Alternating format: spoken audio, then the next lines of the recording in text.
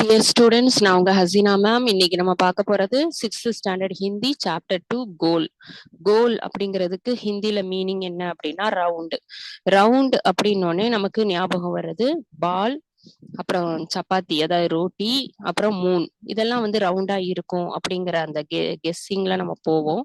But இங்க கோல் அப்படிங்கிறது என்னன்னா ஹாக்கியோட கோல். ஹாக்கில ஹாக்கிங்கிற மேட்ச்ல கோல் அடிப்பாங்கல்ல, அந்த கோல் தான் இங்க கோல் அப்படிங்கறத மீன் பண்ணுது. சரி, இதுல வந்து இது வந்து ஒரு டைரி. ஓகேவா? யாருடைய டைரி அப்படின்னா மேஜர் தியான்சந்த். மேஜர் தியான்சந்த் யாரு அப்படின்னா இந்தியாவுடைய மிகப்பெரிய ஒரு ஹாக்கி பிளேயர், ஃபேமஸான ஹாக்கி பிளேயர். இவர் வந்து 3 டைம்ஸ், அதாவது 1928, 1932, 1936 இந்த 3 ஒலிம்பிக் கேம்லையும் இந்தியாவுக்காக விளையாடி கோல்டு மெடல் வந்து வின் பண்ணி கொடுத்திருக்காரு. அது மட்டும் இல்ல, இவருடைய பர்த்டே வந்து ஆகஸ்ட் 29. ஸோ இந்தியா இந்திய கவர்மெண்ட் என்ன பண்ணாங்க அப்படின்னா ஆகஸ்ட் 29 நேஷனல் ஸ்போர்ட்ஸ் டேவா அனௌன்ஸ் பண்ணியிருக்காங்க. 2021 இருந்து மேஜர் தியான்சந்த் அப்படிங்கிற பேர்ல கேல் ரத்னா அவார்டு வந்து அனௌன்ஸ் பண்ணியிருக்காங்க. ஸோ ரொம்ப ஃபேமஸான ஒரு ஹாக்கி பிளேயர் தான் மேஜர் தியான்சந்த். ஏன் இவருக்கு இவ்வளோ சிறப்பு அப்படின்னா, இவர் விளையாடும் போது அவரோட கோல் அப்படி போடுற அந்த ஸ்டைல பார்க்கும்போது யாருமே, அதாவது ஹாக்கியே விளையாட தெரியாதவங்களா இருந்தாலும் ஹாக்கி கேம ஸ்போர்ட்ஸை பார்க்கும்போது அப்படியே அட்மயர் ஆயிடுவாங்க. அதனாலதான் இவர் வந்து ஹாக்கிக்கே ஜாதுகர் அப்படின்னு சொல்றாங்க, மேஜிக் மேன்னு சொல்றாங்க. எல்லாருக்குமே இவருடைய ஹாக்கி விளையாடுற ஸ்டைல் வந்து பிடிச்சிடும். இந்த போட்டோல இவர் எங்க இருக்காருன்னா இங்க இருக்காரு. ஓகேவா? இது வந்து 1936 பெர்லின்ல நடந்த ஒலிம்பிக் அதுல உள்ள போட்டோ. இது 1936 பெர்லின்ல நடந்த ஒலிம்பிக்ல இந்தியா டீம் வந்து வின் பண்ணுச்சு. அந்த போட்டோ தான் இது.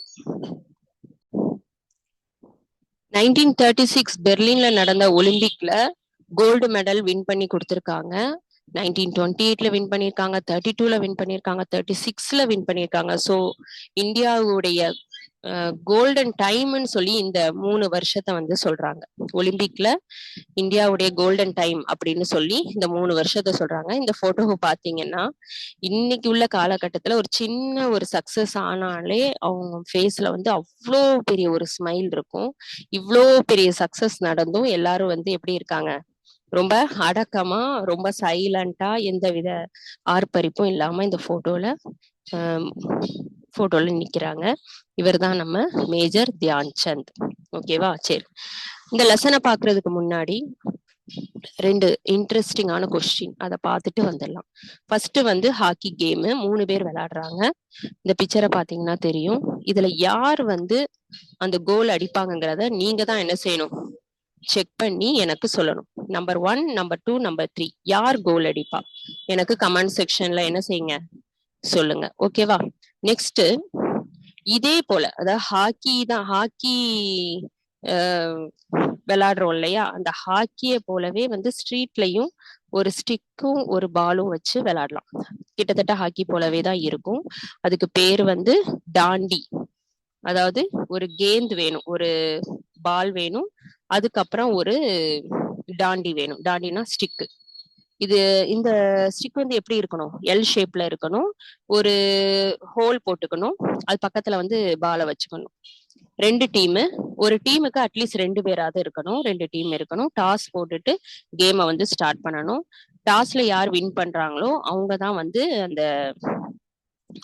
பாலை வந்து மூவ் பண்ணி கொண்டு போவாங்க. சோ இந்த டீம்காரன் இந்த பாலை போட விடாதபடி இவன் என்ன செய்யணும், இதை மூவ் பண்ணி கொண்டு போயிட்டே இருக்கணும். எவ்வளவு தூரம் வேணாலும் கொண்டு போகலாம். ஒரு பார்டர் வச்சிருப்பாங்க, அது வரைக்கும் கொண்டு போகலாம். இவனை வந்து போட விடாம இவன் எந்த அளவுக்கு வந்து அதை தடுக்கிறானோ இவன் தான் வின்னர்.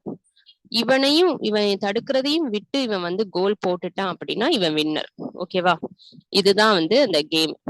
சரி, இது வந்து நீங்க விளையாண்டு பாருங்க.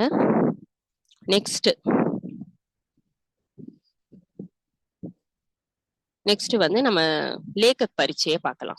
லேக்கக் வந்து யாரு தான், மேஜர் தியான்சந்த் தான். ஏன்னா அவருடைய டைரியுடைய ஒரு பார்ட் தான் நமக்கு லெசனா வந்திருக்கு. சோ அவரை பத்தி என்ன சொல்லியிருக்காங்கன்னா ஹாக்கி கே ஜாதுகர் அப்படிங்கிற பேர் கொண்டவர். 1905 இவர் பிறந்தது, 1979 இவர் இறந்த வருஷம் அது. இவருடைய பேர்ல தான், அதாவது ஆகஸ்ட் 29ங்கிற இவருடைய பிறந்த நாள ராஷ்டிரிய கேல் திவஸ், அதாவது நேஷனல் ஸ்போர்ட்ஸ் டேவா வந்து செலிப்ரேட் பண்றோம். அது மட்டும் இல்ல, இவரோட பேர்ல, அதாவது மேஜர் தியான் சந்த் பேர்ல கேல் ரத்னா அவார்டு வந்து கொடுத்துட்டு வர்றாங்க. 2021ல இருந்து கொடுத்துட்டு வராங்க. ஓகேவா? நேஷனல் ஸ்போர்ட்ஸ் டேவா அனௌன்ஸ் பண்ணது வந்து 1995ல. அதாவது நேத்து வந்து நேஷனல் ஸ்போர்ட்ஸ் டே. இன்னைக்கு ஆகஸ்ட் 30, நேத்து ஆகஸ்ட் 29. சரி, இவர் என்ன சொல்லியிருக்காரு இந்த டைரியில? இவர் என்ன சொல்லியிருக்காருன்னா, தொடக்கத்துல வந்து இவருக்கு விளையாட்டுல எல்லாம் அவ்வளவு இன்ட்ரெஸ்ட் கிடையாது. சும்மாதான் வந்து ஜாயின் பண்ணியிருக்காரு. ஜாயின் பண்ணும்போது ட்ரைனிங் கொடுப்பாங்கல்ல, அப்படி இவருக்கு ட்ரைனிங் கொடுத்தவர் யாருன்னா ரெஜிமெண்ட் கே சுபேதார் மேஜர் திவாரி. மேஜர் திவாரி தான் வந்து இவருக்கு ட்ரைனிங் கொடுத்திருக்காரு. அந்த டைம்ல இவர் வந்து நவ் சிக்கியா கில்லாடினா அப்பந்தான் ட்ரைனிங் ஸ்டார்ட் அப்.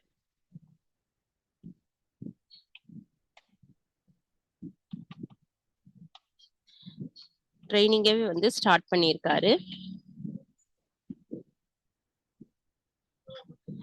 சோ இவர் ட்ரைனிங் வந்து தொடக்கத்துல அவ்வளவு இன்ட்ரெஸ்ட் இல்லாம எடுத்திருக்காரு. அதுக்கப்புறம் இவர் விளையாடுற ஸ்டைல பார்த்துட்டு மேஜர் திவாரி வந்து சொல்லியிருக்காரு, நீ கண்டினியூவா ஹார்ட் ஒர்க் பண்ணினா நீ இந்த உலகத்துல ஷைன் ஆகலாம், அந்த அளவுக்கு உனக்கு ஒரு டேலண்ட் இருக்கு அப்படின்னு சொல்லியிருக்காரு. அதுக்கப்புறம் தான் இவர் தன்னுடைய விளையாட்டு திறமையே வந்து அண்டர்ஸ்டாண்ட் பண்ணியிருக்காரு. நமக்கு இவ்வளவு ஒரு ஸ்டைல் இருக்கு அப்படிங்கிறத அண்டர்ஸ்டாண்ட் பண்ணியிருக்காரு. 1928, 1932, 1936 3 டைம்ஸ் ஒலிம்பிக்ல வந்து கோல்டு மெடலை இந்தியாவுக்காக வின் பண்ணி கொடுத்திருக்காரு. 1936ல பெர்லின்ல ஒலிம்பிக் நடந்தப்ப இவர் வந்து அந்த டீமோட கேப்டனா வந்து இருந்திருக்காரு. சரி,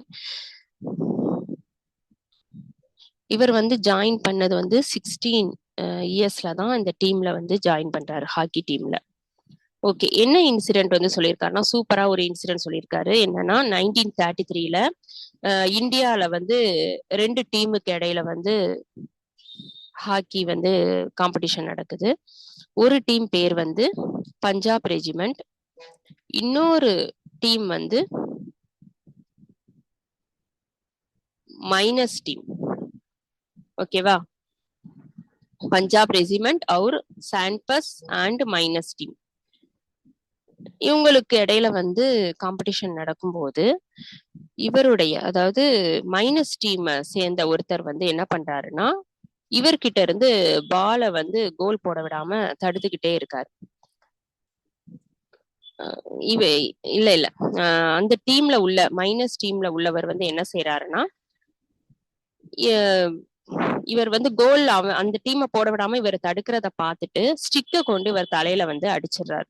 அடிச்சதும் இவருக்கு காயமாயிருது. இவர் பேண்டேஜ் போட்டுட்டு கொஞ்ச நேரம் கழிச்சு பேண்டேஜ் போட்டுட்டு டீமுக்குள்ள வந்துடுறாரு. வந்த பிறகு அந்த அடிச்சார்ல அவர் வந்து மேஜர் தியான் சந்த பாக்குறாரு. பார்க்கும்போது மேஜர் தியான் சந்த் சொல்றாரு, இதுக்கான ரிவெஞ்ச வந்து நான் உனக்கு கண்டிப்பா, நீ என் தலையில அடிச்சு இல்ல, இதுக்கான ரிவெஞ்ச் வந்து நான் கண்டிப்பா உன்னை வந்து வாங்குவேன், உனக்கு வந்து பழி தீப்பேன் அப்படின்னு சொல்றாரு.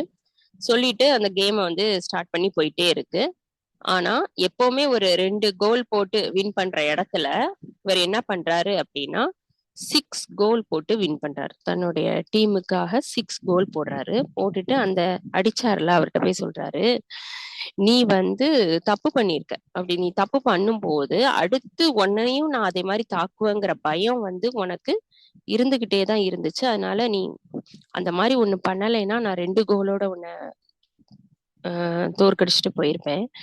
நீ இந்த பயத்தோட என் கூட விளையாண்டதுனாலதான் என்னால என்ன பண்ண முடிஞ்சு 6 கோல் போட முடிஞ்சு அப்படின்னு சொல்றாரு. ஓகேவா? அதுக்கப்புறம் இதுல ஒரு மாரலும் சொல்லியிருக்காரு. என்ன சொல்லியிருக்காருன்னா, बुरा काम करने वाला आदमी हर समय इस बात से डरता रहता है कि उसके साथ भी बुराई की जाएगी.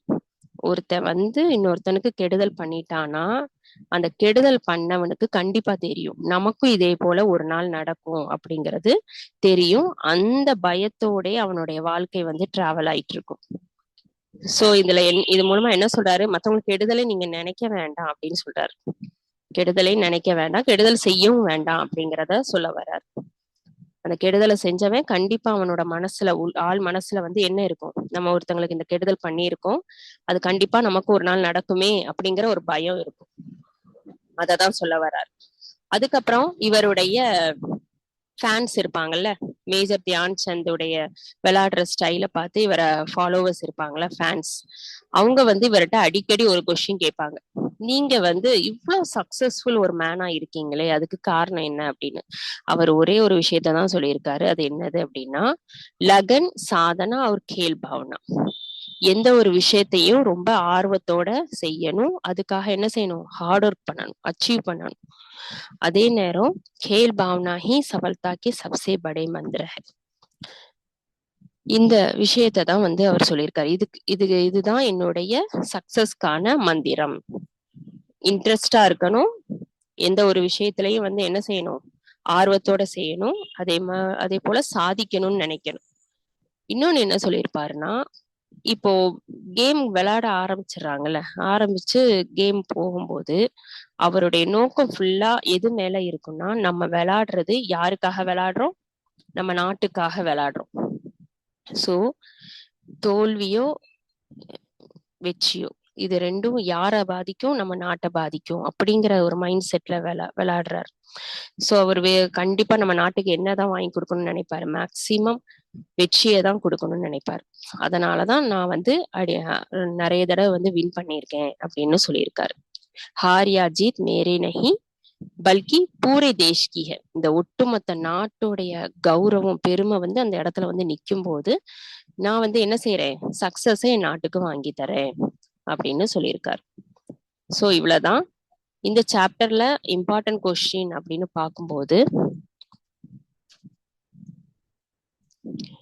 लोगों ने मेजर ध्यानचंद को हॉकी का जादूगर कहना क्यों शुरू कर दिया, இந்த கொஸ்டின்.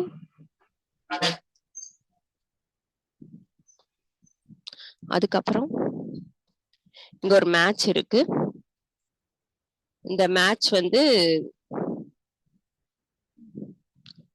Page number,